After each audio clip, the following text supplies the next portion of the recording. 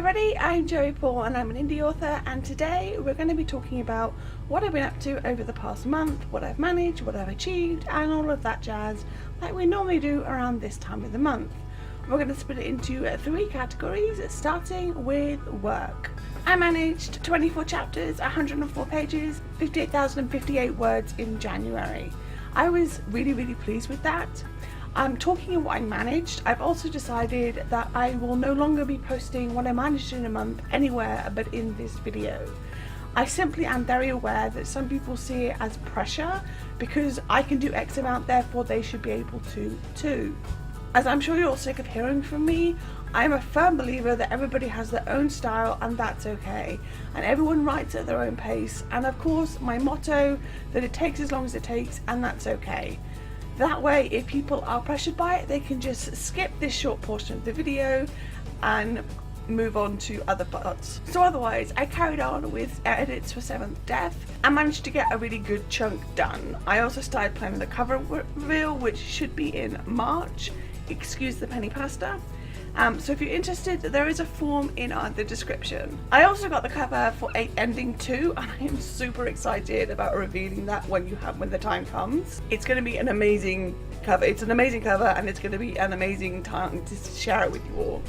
I found it hard to take my day off as scheduled since I'm so used to writing every day or near as damn it, and that it felt really wrong. It's going to be like a learning curve for me because I struggle with it anyway, and it's just weird to not have work to do on that day. In other work news, I have managed to post to Instagram every single day this month and plan to continue it into February.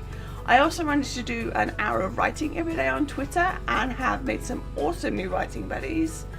I needed to catch up on YouTube because I found it hard to juggle everything. I've basically been doing everything else but not watching Authortube videos. So bar the one that I watch every week without fail, I've fallen behind and I'm working on it, so that's a plus.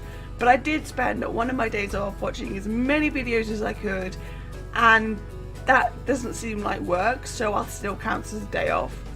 I also managed to pick up the postcards from both First Touch with the new blurb and 8th Ending now that I have the cover, and I'm super pleased with these. So keep an eye out for swag related giveaways and stuff for pre-ordering when the time comes. And in health news, I had me put on the 11th and that went fine.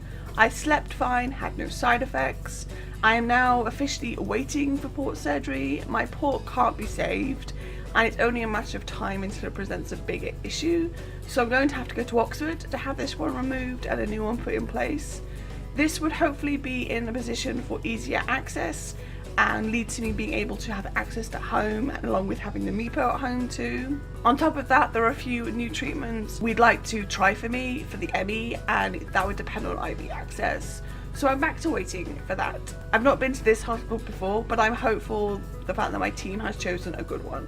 I struggled a lot with back and neck pain and shoulder pain while writing. I think it's a natural side effect of having a penny pasta on your shoulder and just having the conditions I do.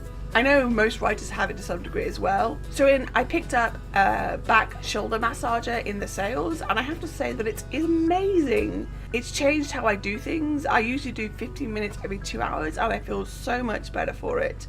It's also brought my pain down a ton, which is a great thing. And in final health news, I have not been sleeping well for about a month, longer than really I can fall asleep. I just can't stay asleep. It all came to a head this month and I started a new med to see if that helps. It's not going to be anything long term, but just to get me over the hurdle of that and the ME and fibro flare that came along with it. So it's been a bit of a messy health month. And in the miscellaneous section, I turned 37 on January 6th. And I got a lot of awesome presents, including the new notice board behind me, which I love and adore, and you have all seen on my Instagram. I also got some of the writer thesauruses. My mum got me the emotional wound thesaurus, and I treated myself to positive and negative traits with my birthday money. I also got the remaining 3 later in the month, so I now have all 6, including the Emotions Thesaurus and the Urban and Rural Settings ones too. They are absolutely amazing resource and I adore them. I went around tidying my office, my desk has been reorganised and other areas have had the same treatment, leading to a cleaner space, which I think is pretty awesome. I sent a bunch of stuff to charity shops since it's been hanging around here and I don't use it.